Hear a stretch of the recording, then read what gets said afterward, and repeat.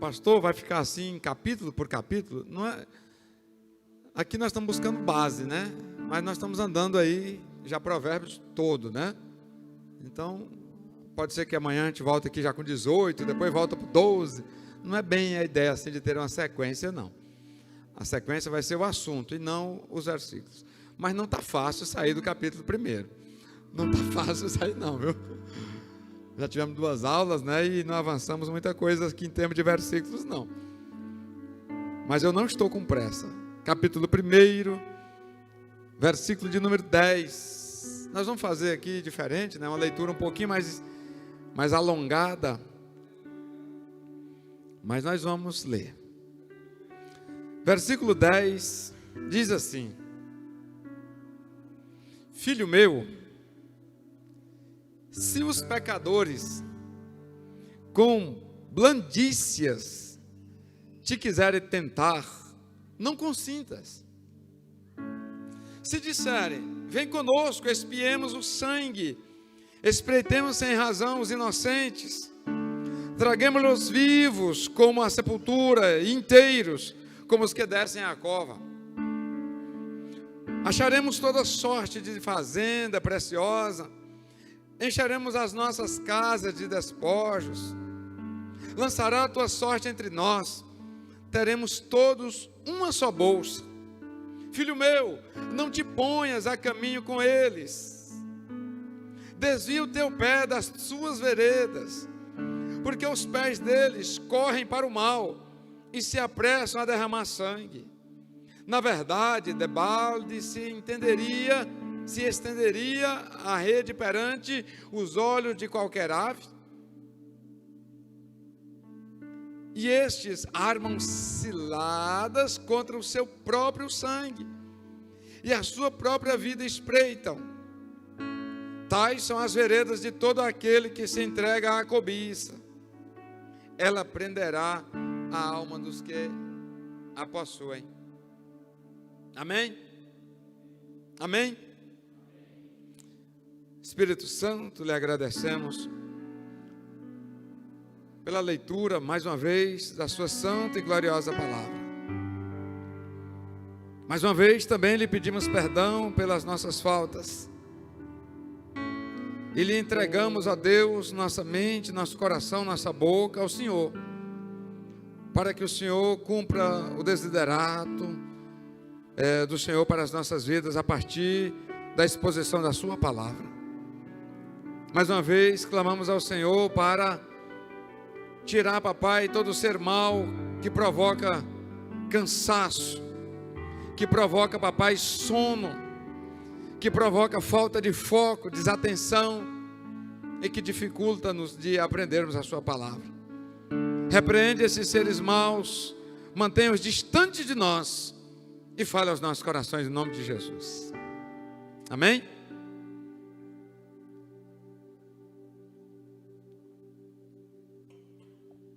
Louvado seja Deus.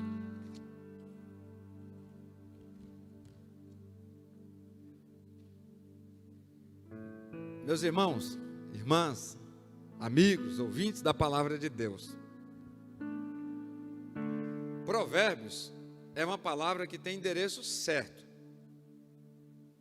Provérbios é uma palavra que tem um caminho, né, específico para aportar-se, um lugar certo para ancorar-se. Pastor, que endereço é esse? Provérbios foi escrito para filhos. Provérbio foi escrito para gente pequena. Provérbios foi escrito para aqueles que acreditam que é possível crescer. Aliás, que sentem necessidade de crescer. Qual é o sonho de toda criança pequena? Qual é o sonho de todo menino pequeno? Provérbios, ele vem para realizar o sonho do pequeno, que é o quê? Dar crescimento. Então,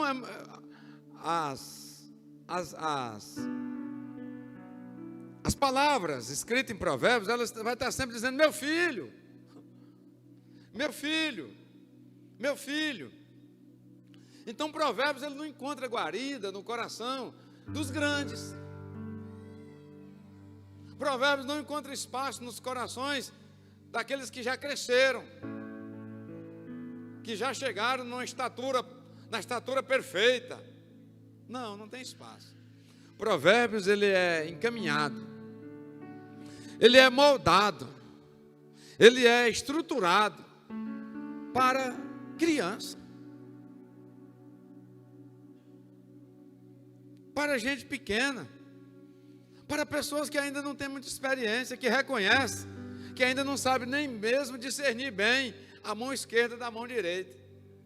Provérbios não é escrito para doutores. Provérbios não foi escrito para mestres. Nós nunca vamos esquecer disso. Salomão dizendo assim, ó: quando eu era criança pequena, quando eu era de idade tenra, quando eu era miúda ainda, meu pai dizia comigo, dizia para mim, me instruía assim. Nós falamos aqui na aula passada, que embora nós falamos Provérbios de Salomão,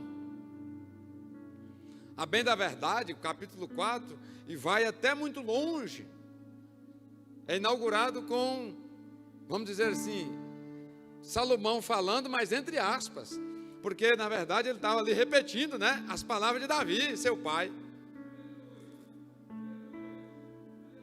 Já pensou o quanto isso causa estranheza? Provérbio de Davi. E isso me alegrou muito, porque toda vez que alguém falava que Davi foi um pai horrível, eu ficava com vontade, né, de ir de tesoura no pregador. Mas eu queria ir com alguma fundamentação, né? Mas agora eu não preciso mais ir de tesoura, porque eu sei que Davi também se deu muito bem como pai. E está escrito pelo filho, dizendo: meu pai me ensinou que quando eu tivesse uma oportunidade para buscar alguma coisa, sonhar com alguma coisa, que eu buscasse sabedoria, que eu sonhasse por sabedoria, e que se eu pudesse pedir alguma coisa em algum momento, que eu viesse a pedir sabedoria. Se eu amava Davi, imagina como é que eu estou agora com Davi. Se eu gostava de Davi, que eu gosto de imaginar aquele menino não sendo nem lembrado para o almoço. Aleluia.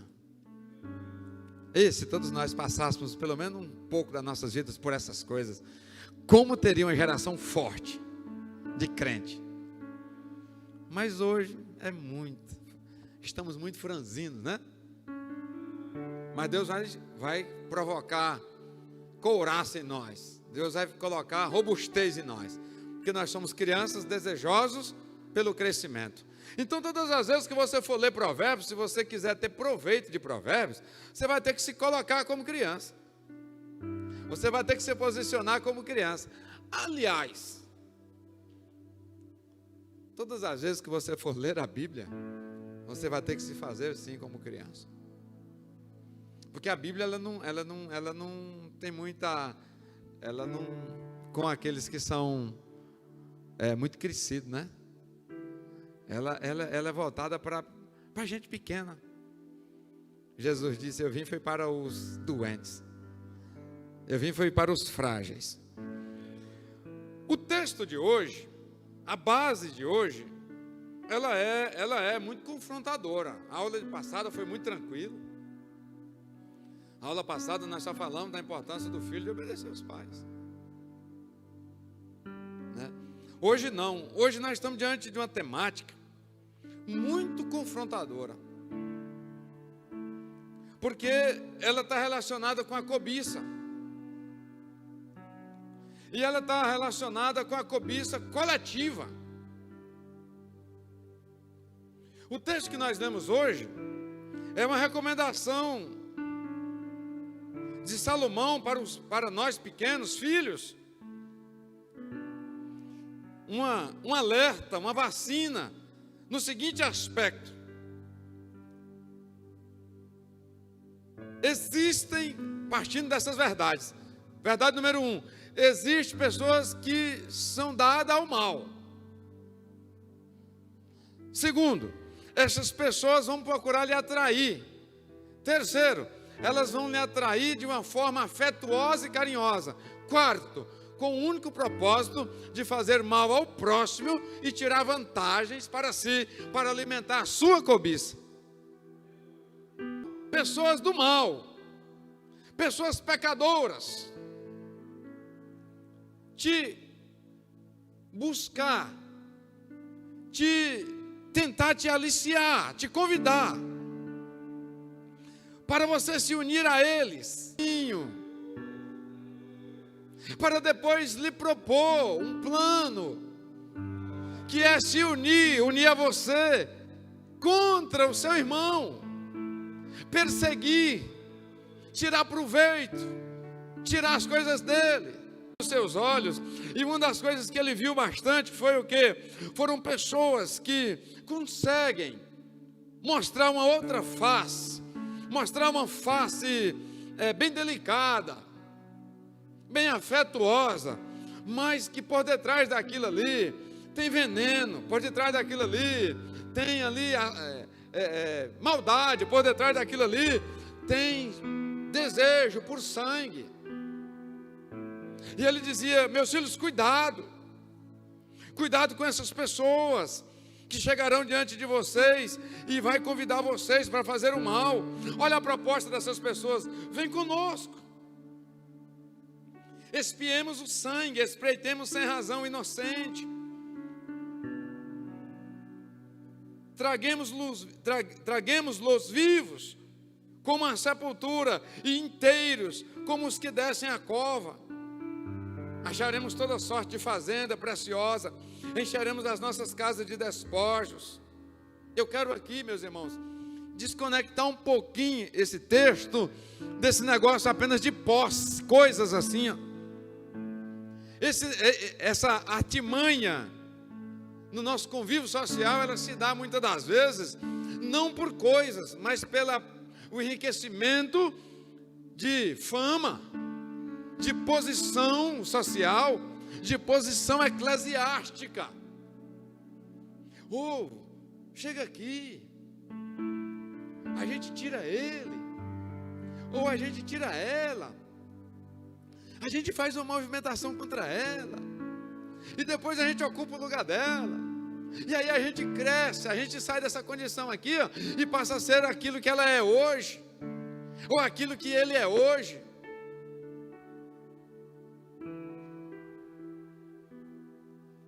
Quantos de nós, sem percebermos, por detrás, de uma palavra carinhosa, talvez já demos lugar para uma situação dessa? Eu falei aqui das nossas aulas o perigo desses almoços,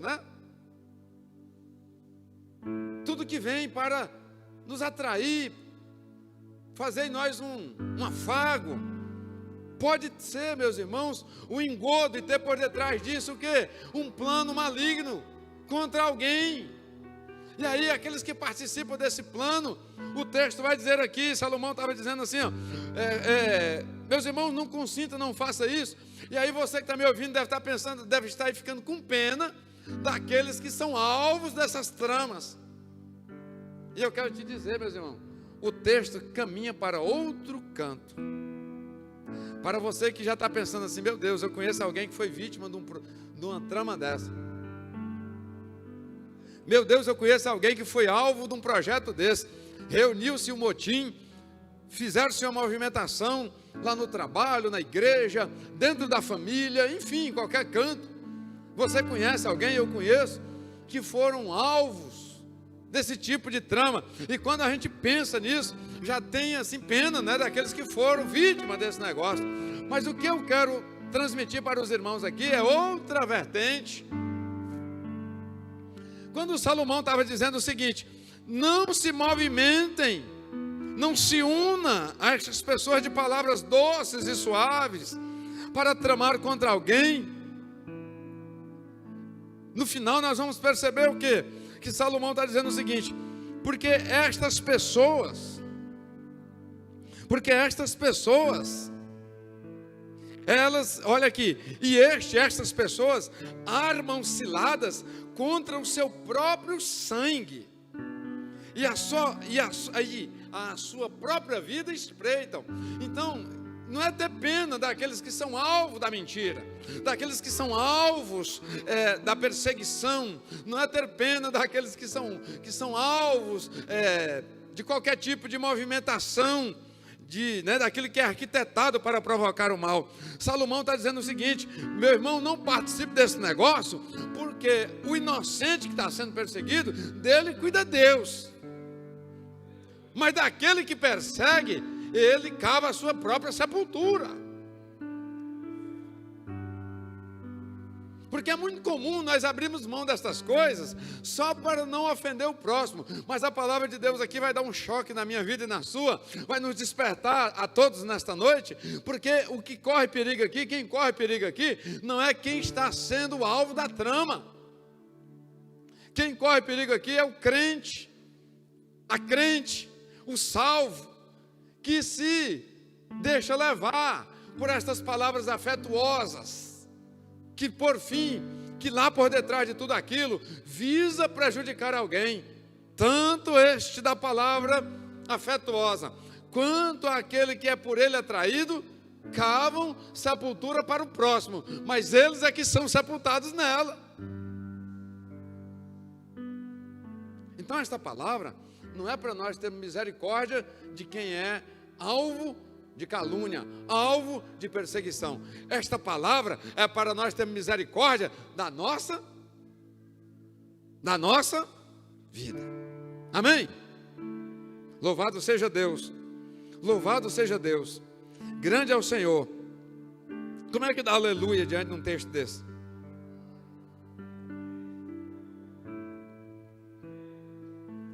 Nós vamos fazer o mal para ele ou contra ela, ela sairá do nosso caminho e nós vamos ter vantagens, nós vamos ter projeção social, nós vamos ganhar adeptos, nós vamos ter bens, nós vamos ter fama.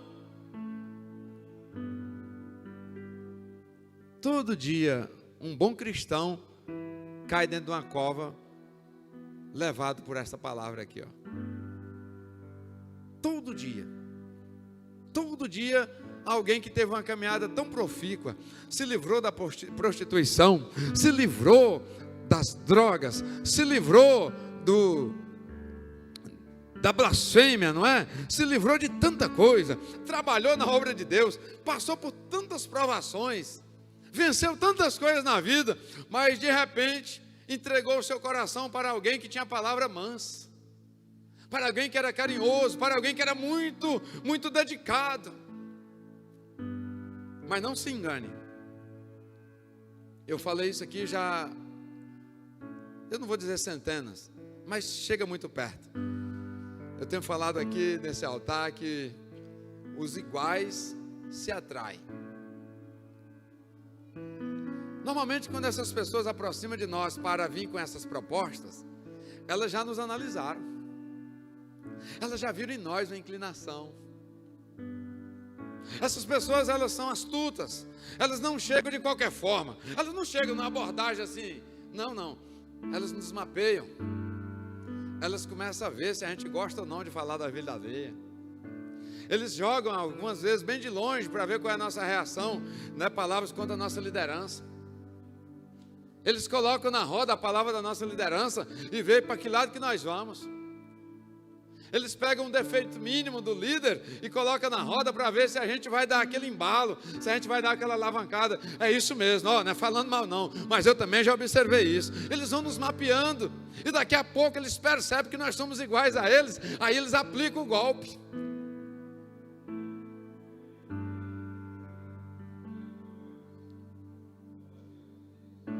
Fuxiqueiro gosta de fuxiqueiro. Ele se encontra no meio de uma festividade, tem 1 milhão de pessoas.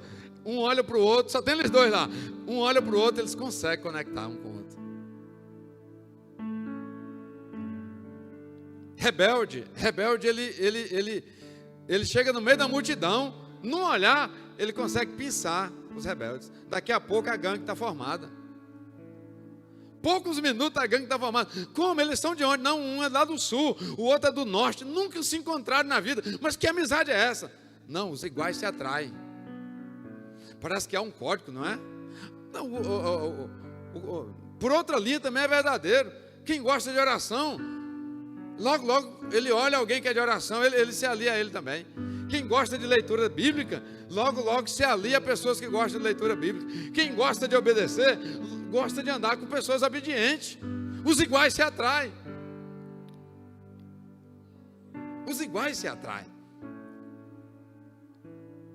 Então, meus irmãos, há uma palavra aqui de aconselhamento, e eu peguei alguns versículos para nós. Eu estou aqui, meus irmãos, sendo fiel a uma palavra que não é fácil você preparar para, né? Não, é porque nós não vamos passar por cima de um texto, porque ele é desafiador. Nós não vamos fazer seleção de texto aqui. No dia que é só promessa, né? Vai dar tudo certo e tal, o Senhor é contigo, nós vamos pregar isso também. Mas eu estou no capítulo 1, e na nossa caminhada de versículos aqui, nós nos deparamos com esse texto. Mas a Bíblia não se limita a provérbios para nos vacinar, para nos fazer afastar do homem mau. Aqueles que aceitam Jesus, eu preciso da sua atenção. Aqueles que aceitam Jesus, com sinceridade de coração, a primeira coisa que acontece com ele perde um monte de amigos, sim ou não? Perde, né? Na hora dá até um desespero, dá ou não dá? Será que eu fiz uma escolha certa? Eu estou ficando sozinho. É porque é a primeira providência de Deus nas nossas vidas. É o quê? É nos encaminhar para a santificação. E o que é a santificação? Conforme ensinado na aula passada de domingo de manhã. A santificação é o quê? Separação. Separação, literalmente, separação. A primeira medida do Espírito Santo com aqueles que estão desejosos de ver o céu é separar. É muito comum dentro da própria família acontecer um racha. Pessoas que são queridas dentro de casa, aceitam Jesus e ele passa a ser uma escória da família. E Jesus diz: olha, eu vim trazer foi espada mesmo para dentro de casa. O meu papel é trazer mesmo espada para dentro das famílias. Irmãos se levantarão contra irmão, porque não tem condição de luz e trevas caminharem juntos. Então, nós precisamos estar atentos, irmão, com quem são as pessoas que nós aliançamos o nosso coração. O pastor Roberto, ele pregou esses dias, nós estávamos na bicicleta andando, ele ministrou na minha vida, ele disse: pastor José, tudo é uma questão de aliança. Ou nós nos aliançamos com pessoas que vão nos ajudar a caminhar para o céu, ou nós nos aliançamos com pessoas que vai nos puxar às pressas do caminho da salvação. Aí ele dizia ao final: então o importante é ver com quem é que nós estamos firmando aliança, porque dia após dia, todo momento, irmão, nós formamos alianças. A cada encontro, pode observar, nós formamos alianças. Cria alguma conexão entre nós. E pessoas que são aliançadas com aqueles que são inclinados para os mal, eles sofrem muito. E hoje nós vamos entender de onde é que vem esse sofrimento, que nós atribuímos a Satanás, nós atribuímos aos demônios. Provérbios 26, versículo 27, eu quero ler com a igreja.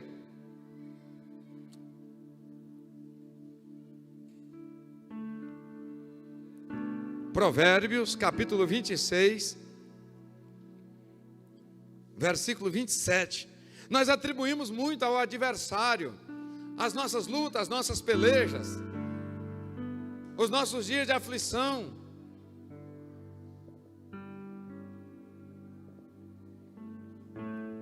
Mas por essa palavra nós entendemos que muitos dos laços que nos aprisionam foram nós mesmos que preparamos o laço.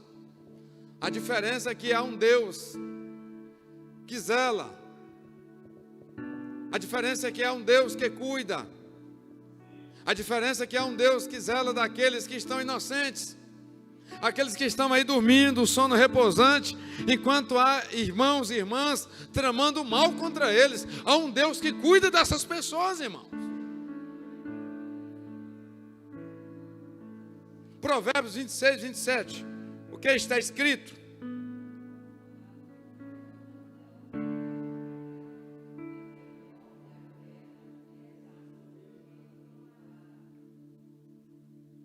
Muitas das covas que nos faz tropeçar, irmão, que nós atribuímos a Satanás, ao diabo, muitas delas, irmãos, foram nós mesmos que cavamos com as nossas próprias mãos.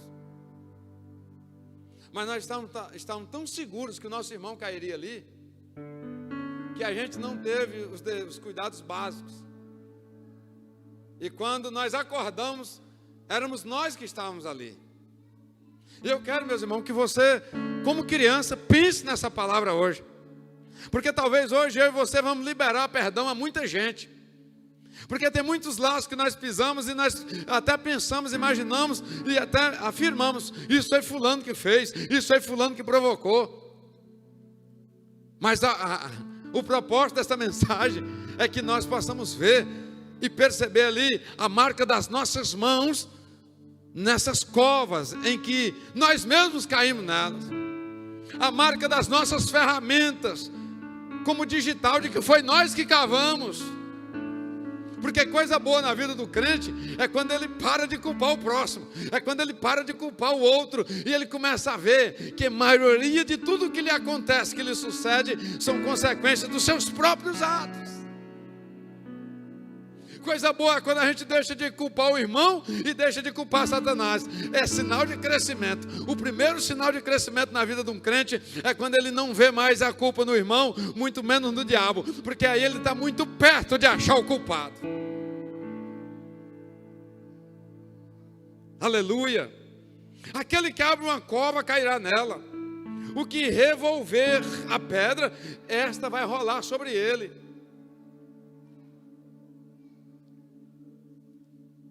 Aleluia, bendito seja Deus. Hoje eu li um texto muito desafiador, tudo foi muito desafiador. O livro de Esther tem aquela história ali tão bonita, né? Tão assim, espetacular. Mas, para o contexto de hoje à noite, nós vamos perceber que aquele homem que arquitetou tantas coisas más contra o judeu, ele teve todo o acesso que tinha ao rei.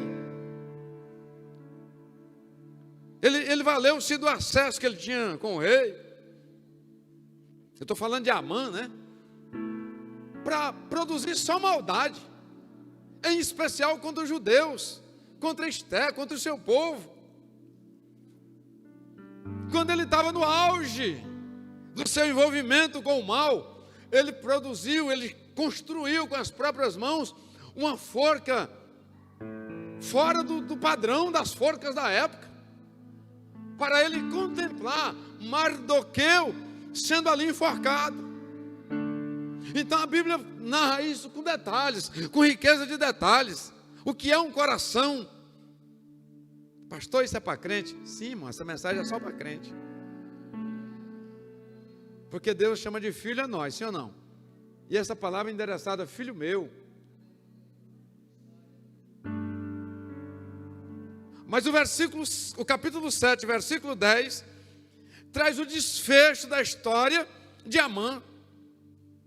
E sabe como é que encerra a história de Amã? Enforcaram, pois, a Amã na forca que ele tinha preparado para Mardoqueu.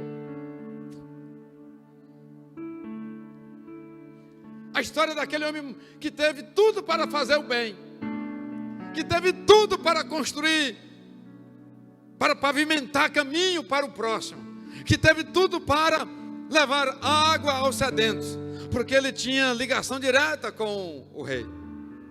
Ele valeu-se da posição que ele tinha para planejar de forma minuciosa, detalhada, a maldade contra o próximo. Ele se perdeu tanto na maldade que ele preparou uma forca enorme para aquele que nada tinha feito contra ele.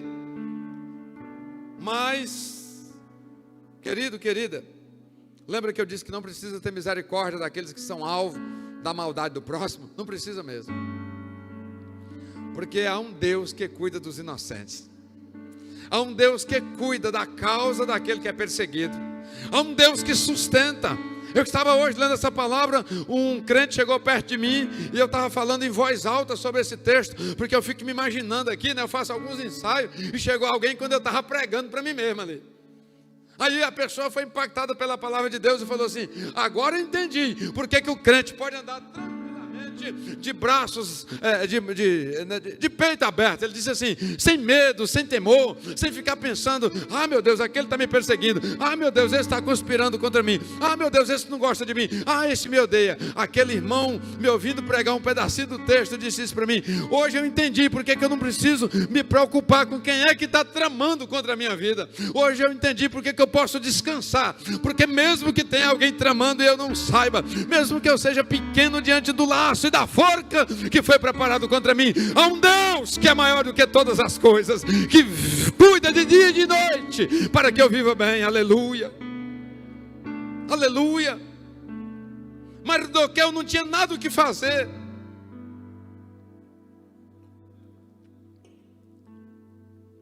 Mas servia a um Deus que tudo podia fazer por ele.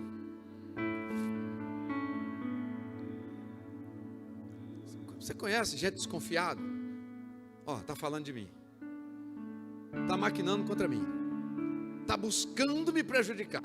Porque eu anotei isso aqui, é falar da importância de não associar com o mal, falar da importância de fugir da desgraça, e também falei aqui, anotei aqui como objetivo para essa noite, tranquilizar a igreja, para não ficar aí com medo de A ou de B, do fuxiqueiro A ou da fuxiqueira B, com medo daquele que persegue daqui. Ei, há um Deus que cuida de ti. Há um Deus que cuida de ti. Nós não precisamos ir no feiticeiro, saber o que estão tramando contra nós. Nós não precisamos ficar pedindo para alguém ler a nossa mão, para saber se tem algum mal chegando. Ei, há um Deus que cuida de mim, que cuida de ti, que cuida da igreja.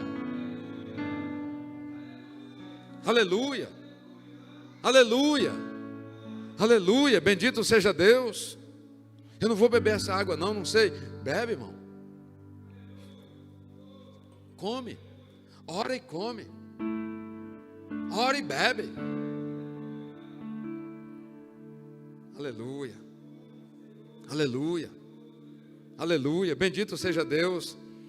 Enforcaram, pois, a Amã na forca que ele tinha preparado para Mardoqueu. Que tristeza. Eclesiastes 10:8. Salomão insiste com esse assunto. Eclesiastes 10:8. Eu já passei uma referência, Provérbios 26:27. Passei outra referência, Esther 7:10. Estamos numa terceira referência, Eclesiastes 10:8.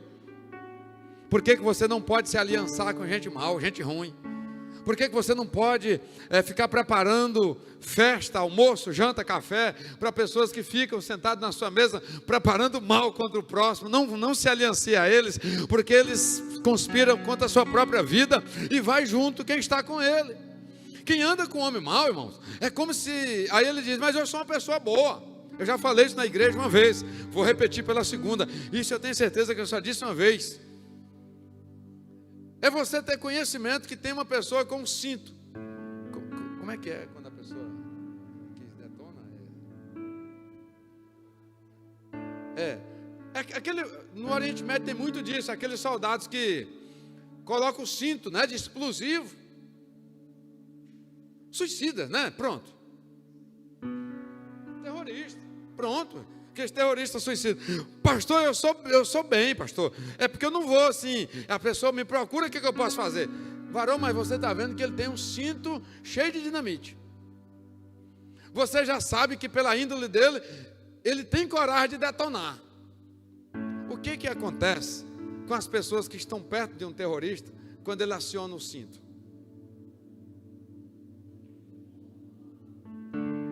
Mas se a pessoa que estiver perto do terrorista for uma pessoa de Deus, o que acontece com ele?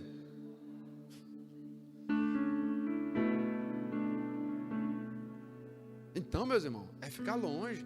Eu já vi que tem essa palavra, né, esse carinho, essa coisa, esses elogios e tal. Você é a pessoa da minha vida, nunca vi alguém como você, a sua amizade para mim é tudo e tal. E vai chegando, olha, só que fulano não é igual a você. Olha, só que fulano, que eu também confiei, espero que... Ei, cuidado com esses elogios, com essa palavra, porque isso aí, meus irmãos, é um indicativo muito forte.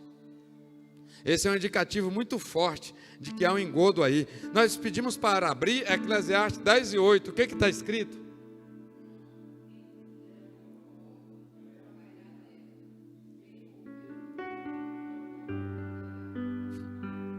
A cova no sentido de preparar a desgraça para o próximo, a morte do próximo.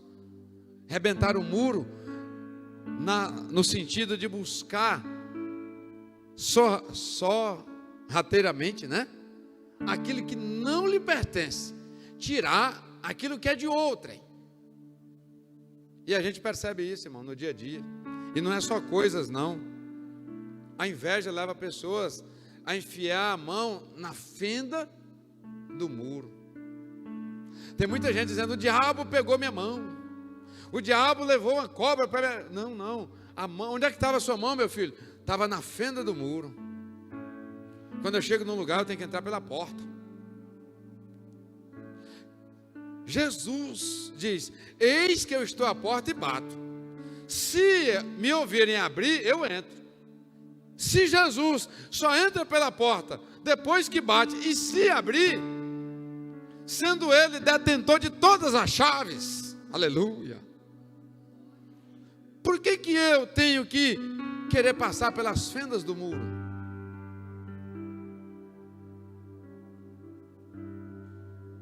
Aqui está dizendo, tem uma cobra lá.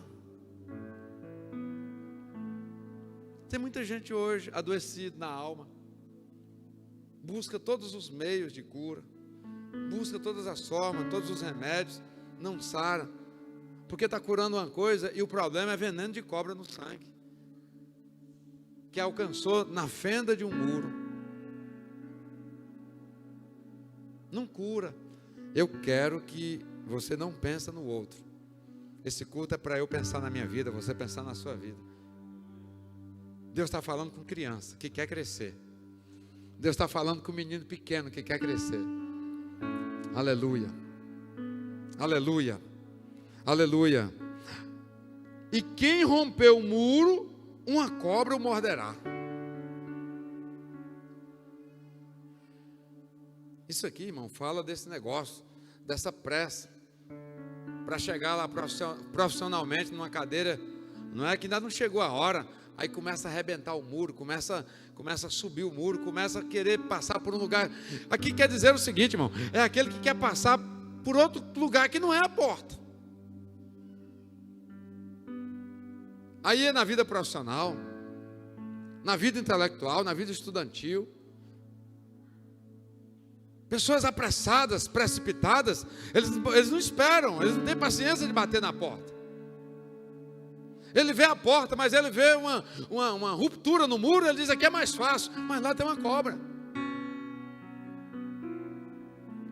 Na vida ministerial também, irmãos. Espera. Um dia a porta vai abrir. Tem a data certa para a porta abrir. Na área sentimental, área sentimental, sim.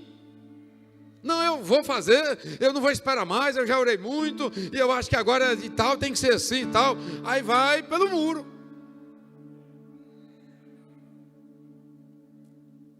E aí é mordido.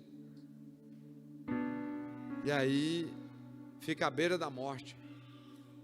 E é muito fácil dizer não, é muito fácil nós começarmos a pensar: quem colocou aquela cobra lá? Quem é que desejou isso para mim? Quem é que a pergunta é: por que você não passou? Não, por que, Giselso, que você, Giselso, não foi pela porta? Tinha muita gente na frente, por que eu não esperei a minha vez?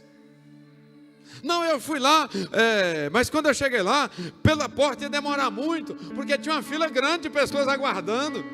Uai, Giselso, E qual é o pecado que há em aguardar chegar a sua vez? Não, vou pular o muro. Eu tenho habilidades. Eu tenho muitas habilidades, irmão Ramon. Tenho muitas habilidades e um muro baixo para mim, e ainda com a fenda, eu prefiro ir por ali. Só que lá tem uma cobra. Eu vi esses dias a Cascavel, o bote dela sai a 103 km por hora. Isso quer dizer que nenhum dos nossos reflexos pode fazer um movimento de defesa na mesma velocidade ou maior. Logo, o bote vai nos alcançar. Eu só tenho uma forma de me livrar da cobra, é manter a distância. Porque se eu arriscar a aproximar dela, levar a mão na fenda, não tem como eu puxar a mão depois que eu ver a cobra. 103 km por hora é o açoite. Calcula aí, irmão. Você que anda de carro, quando está 100 por hora, como é que está? É como vai o bote da Cascavel. Nada que aproxima consegue sair com vida, né? O mundo espiritual é assim. O mundo espiritual é assim. Aqueles que querem pular muro, tirar vantagem, não chega. Vamos para frente. Mas me ajude, pelo menos um amém. Não vou entrar em desespero aqui. Vamos lá. Eu quero ler com os irmãos e aqui a gente fecha. Salmo 57. Porque aqui nós vamos ver os dois cenários. Nós vamos ver uma equipe preparando mal contra alguém, e nós vamos ver se alguém sendo abençoado por Deus. O Salmo de número 57 é o momento em que os inimigos se organizam contra Davi. É uma das passagens em que Davi é perseguido por uma perseguição coletiva. Alguém de voz mansa e suave conseguiu convencer outros irmãos, outras pessoas, a perseguir o rei, né? A perseguir Davi. E Davi expõe aqui a oração dele a Deus, dizendo, olha como é que colocaram aqui o título desse salmo. Davi acha socorro contra seus inimigos e louva a Deus. O problema de levantar contra o crente, irmão, é porque quem levanta contra o crente, ele levanta contra Deus. É a aula passada. Quem se levanta contra a liderança, contra o pai, contra a mãe, se levanta contra Deus. Porque eu falei que ali está um sacerdócio. Quem levanta contra o sacerdócio, levanta contra Deus. Isso não quer dizer se o sacerdote está certo ou errado. Se ele estiver errado, irmão, há um Deus no céu para matar ele. E mata mesmo, quando é necessário. Para que você colocar suas mãos nesse negócio? Se seu pai estiver errado, filho, há um Deus para tratar com ele. Mas enquanto ele lhe der comandos, se submeta. E isso é regra geral. O crente é escolhido por Deus, é ungido por Deus. E o pastor que esteve lá na convenção em Araguaína, daquela vez, irmão Ítalo, nós tivemos o prazer de ficar lá na sua chácara lá por muito tempo, acho que uma semana quase, né? Ele deu um ensinamento lá muito fantástico, assim, um exemplo muito fantástico sobre essa questão de querer perseguir o ungido de Deus. E quem é o ungido de Deus? Quando nós falamos ungido de Deus, nós olhamos para alguém que está no altar, não é assim? Ei, irmão, aí que está o problema. Porque o ungido de Deus, às vezes, o que tem mais unção e graça da parte de Deus, é aquele que você nem o vê lá no estacionamento, no dia da festa. Ele só te direciona onde colocar o carro, e você nem o cumprimenta, né? Mas quando chega aqui, que vê o povo de terno e gravata, aí tem toda aquela ritualística. A unção de Deus, ela não se manifesta assim, para olhos carnais contemplar e fazer uma associação, como é a fama no mundo físico, não. Por isso que eu não posso perseguir ninguém, porque aquele que eu acho que é o menos favorecido, o mais desguarnecido, o mais sozinho, é bem ali que está a porção dobrada. Aleluia. Aleluia. Tem gente que olha e diz assim: eu nunca toquei no ungido do Senhor.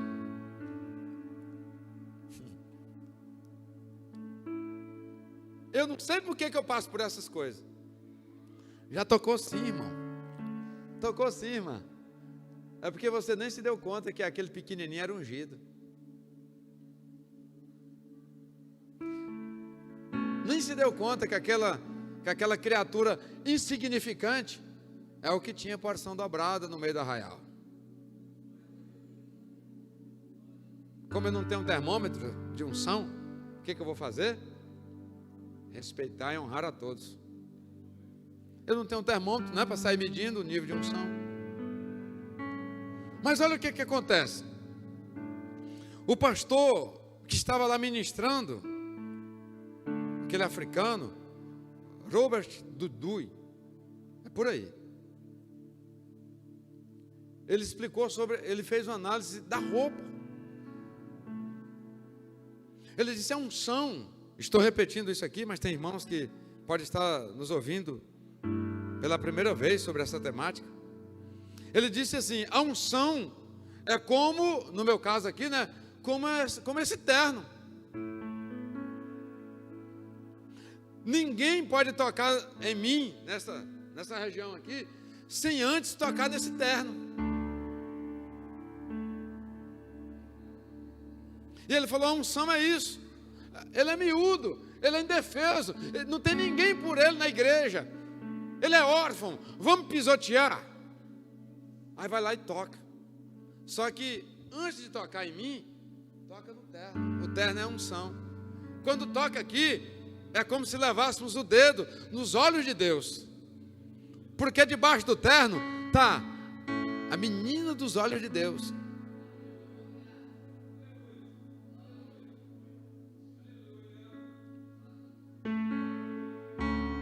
Quando a Bíblia diz que nós temos que amar, inclusive o nosso inimigo, é Deus dizendo assim: ei, é porque se não tiver amor, você vai cair na conversa do homem mau, e você vai se aliar mais cedo ou mais tarde contra alguém. E basta uma aliança dessa para você cair na sepultura que você mesmo vai cavar. Quando a Bíblia diz: ama o seu inimigo, ore pelo seu inimigo, busca o bem para aquele que te faz mal, é porque na busca de fazer o bem, nós não vamos ter tempo para ouvir as palavras de afago daqueles que querem nos conduzir para o mal. Quem está ocupado em fazer o bem, não tem tempo para fazer o mal. Neemias foi chamado para fazer o mal por vezes. Insistiram com ele para provocar ali naquele homem maldades, mas ele havia uma ocupação que era para o bem do reino de Deus. E quando ele era convidado para as coisas más, ele dizia: eu não posso ir porque eu estou ocupado fazendo uma grande obra. Se ocupe com as coisas de cima. Se ocupe com as coisas de cima. Se ocupe com as coisas de cima, para quando a proposta chegar, você ter condições plenas de dizer: isso é laço, eu não vou participar desse emaranhado. Eu pedi para abrir Salmo 57. Davi conta toda a sua história, e ele aqui vai relatar uma perseguição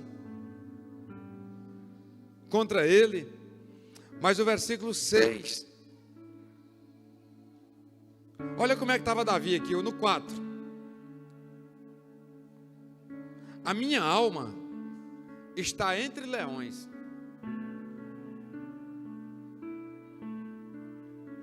e eu estou entre aqueles que estão abrasados, filho dos homens, cujos dentes são lanças e flechas.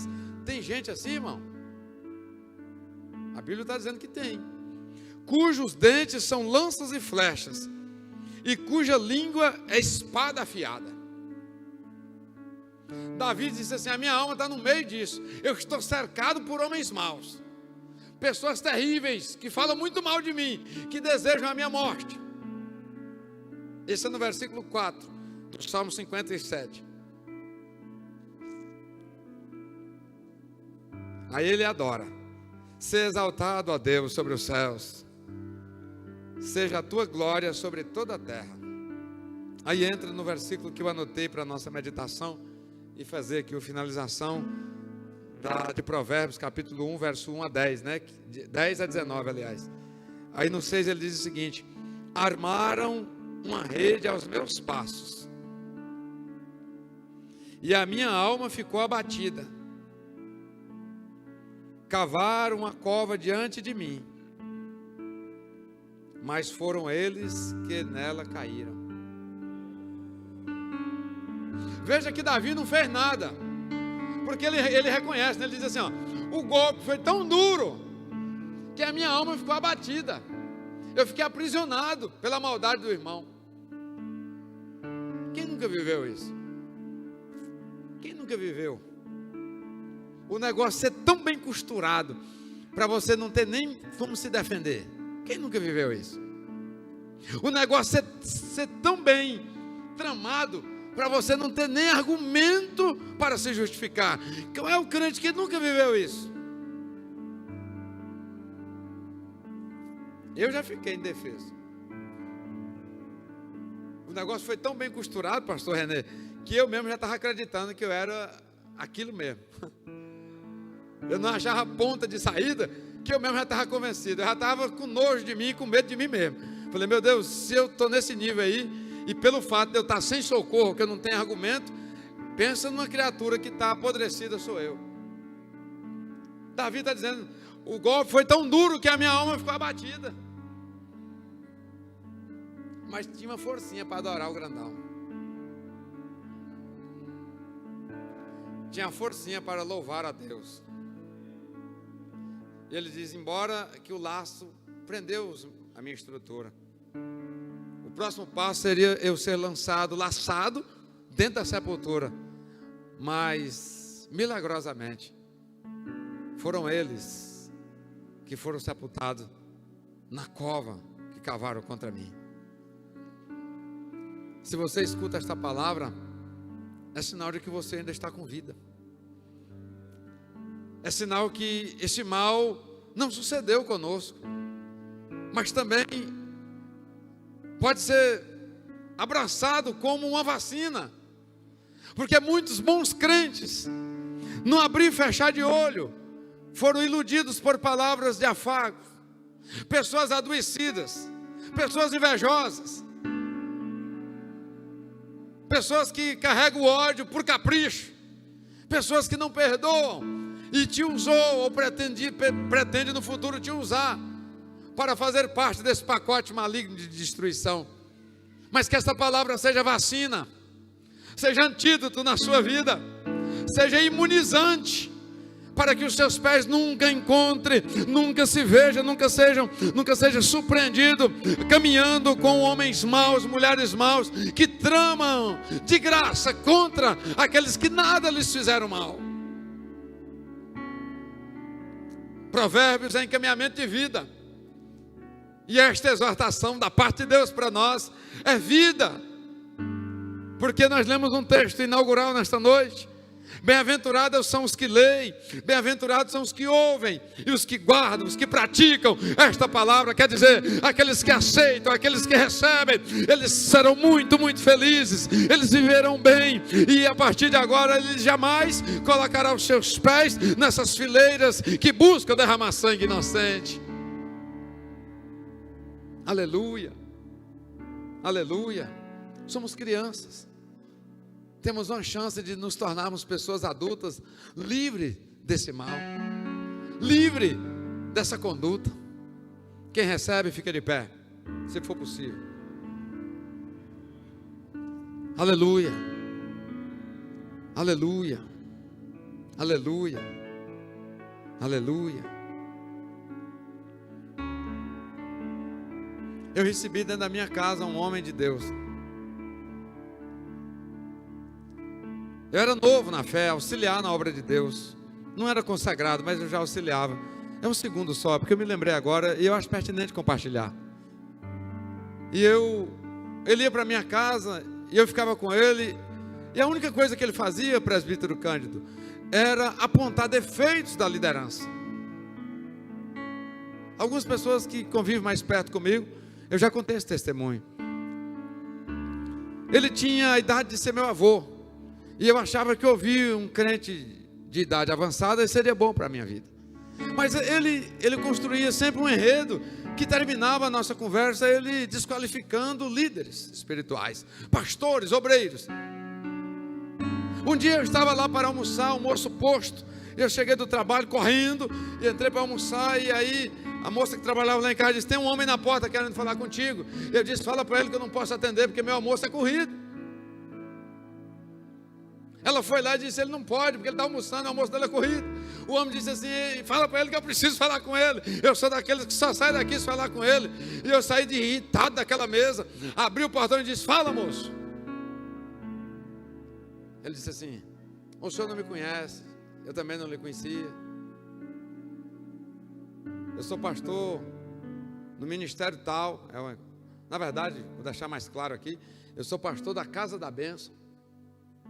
Não conheço o senhor, mas há alguns dias que eu oro,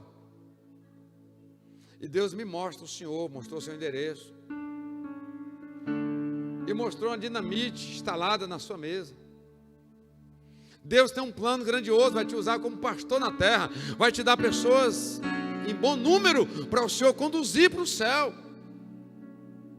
Mas o diabo já levantou alguém de dentro da casa, porque está dentro da casa não quer dizer que é da casa, viu?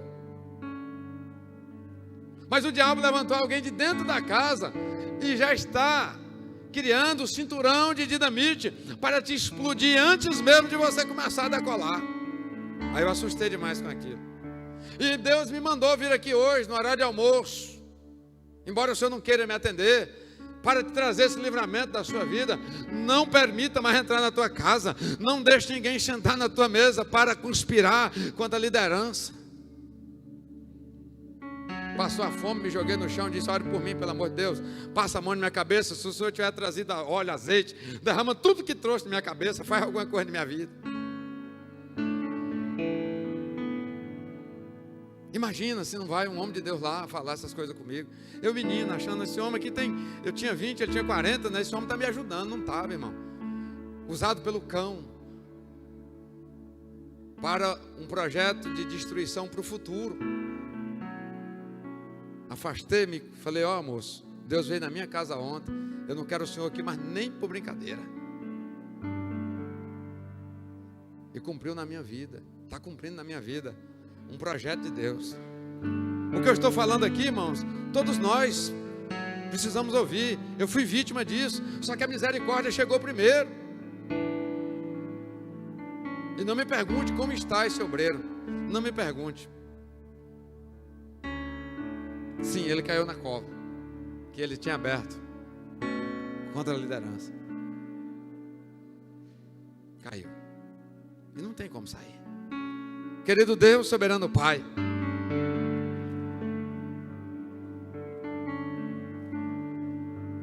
nós nos interessamos muito em estudar provérbios. E quando nós decidimos por estudar provérbios, papai, nós estamos falando para o Senhor pode falar, o Senhor pode traduzir para nós, o Senhor pode revelar os segredos do Senhor, meu Deus, que constam aqui em provérbios, meu Deus, e eles vão nos moldar. Isso poderá nos provocar dores agora, mas nós sabemos, papai, que a alegria vem ao amanhecer. Agora, Senhor, que esta palavra seja constituída imunizante sobre todos nós, para que quando chegarmos na fase adulta espiritual, meu Deus, estejamos livres, papai, de nos associarmos àqueles e àquelas, papai, que não tem compromisso nenhum com o Senhor, que na verdade nunca quis abrir mão do ego, que nunca renunciou a si mesmo, mas que está na casa do Senhor, não sendo pertencente da casa. mas que estão estrategicamente, ó Pai, para fazer, ó Pai, com que muitos homens e mulheres sinceros, meu Deus, sejam desviados, sejam conduzidos para distante da face do Senhor. Tenha misericórdia de nós, não nos deixe, papai, sermos enfileirados, papai, no caminho da destruição, e que, meu Deus, possamos ter temor e jamais querer, ó Pai, conspirar, meu Deus, preparar laço contra o nosso irmão, porque aonde há um crente, há a unção do Senhor dispensada. Aquilo que fizemos até o dia de hoje, papai, que se enquadra nesta palavra, perdoa a todos nós, para que ao término deste culto, após as bênçãos apostólicas, papai, não haja culpa, papai, nos nossos ombros, mas que a alegria de termos sido, meu Deus, salvos, a alegria de termos sido, meu Deus, salvos, a alegria, meu Deus, de termos recebido o escape do Senhor nesta noite, possa fazer de nós, papai, pessoas bem-aventuradas na sua presença, no nome de Jesus, no nome de Jesus. Que o amor de Deus Pai, a graça do Deus Filho, o consolo e o conforto do Deus Espírito Santo permaneça com todos nós, toda a igreja do Senhor na terra, não só hoje, mas para todos sempre. Os que estão felizes dizem amém. Ixi. Amém. Amém. Até sábado à noite, não é? Aqui na nossa festividade.